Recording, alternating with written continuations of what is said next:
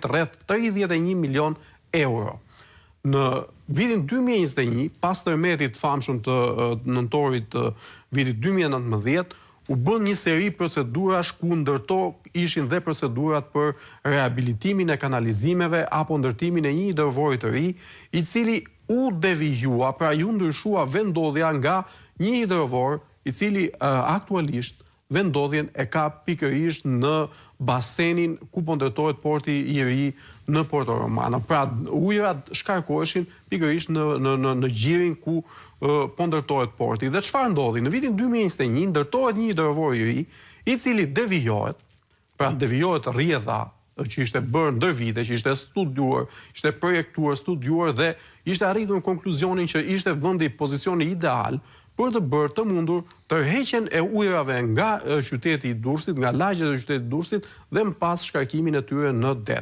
Por bashkia e drejtuar nga Emiriana Sako, Këshilli Bashkiak i përfshirë gjithashtu, miratuan një projekt vendim që bënin devijimin e hidrovorit pa marrë parasysh, dhe unë po ju them këtu që është bërë me 2 faqe tekst studim. Skandal më të madh nuk ka. Pra, një studim inxhinierik që do duhet të kishte citime të ekspertëve, të kishte kohë, po them, të mjaftueshme nga ekspertët për studiuar gjithë territorin, është bërë me vetëm 2 flet formati A4 tekst. Është skandal më vete.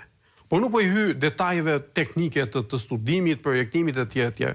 Por u ndryshua vendodhja e hidrovorit dhe rezulton sot që hidrovori i ri i ndërtuar, që ka kushtuar 19 milion euro, nuk bën dhe nuk arrin të tërheq ujërat nga zona e Shkënetës dhe nga i gjithë qyteti i Durrësit. Dhe sot kemi të paktën 9 lagje të qytetit Durrësit, ashtu si shifet edhe në pamje, të cilat janë nën ujë.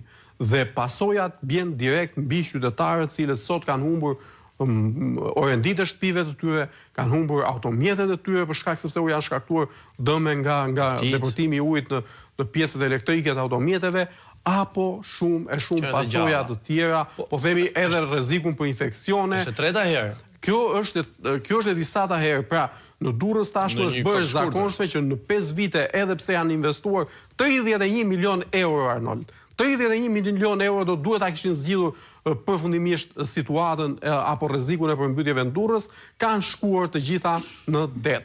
Në fakt, parat nuk kanë shkuar në det, parat dihet se ku kanë shkuar. Ne kemi denoncuar në emisionin Plug, vetëm sezonin e kaluar, se këtu duat ndalem tashmë, ish drejtuesi i ujësjellësit të Durrësit, Spartak Kovaçi, i cili e ka drejtuar për një periudhë të gjatë kohe ujësjellësin e Durrësit, ka qenë një nga njerëzit e përfshirë direkt dhe në djenin ton tashmë, ai po hetohet së bashku me drejtues të tjerë të besuar të Belinda Ballukut në të famshmen skem 5B, por Spartak Kovaçi në vitin 2021 ka firmosur që tenderi për ndërtimin e hidrovorit 19 milion euro të shkonte pikërisht për kompaninë e babait të tij dhe për 2 kompani të tjera që gjithashtu janë të lidhura ngushtë me pushtetin e Edi Ramës. Njëri shkoi tashmë kryetar bashkie në Tepelen, kurse tjetri është në Elbasan dhe merr tendera gjithë ditën, por që sigurisht që ne do t'i trajtojmë këto më vonë dhe sigurisht që do t'ju njoftojmë me detaje.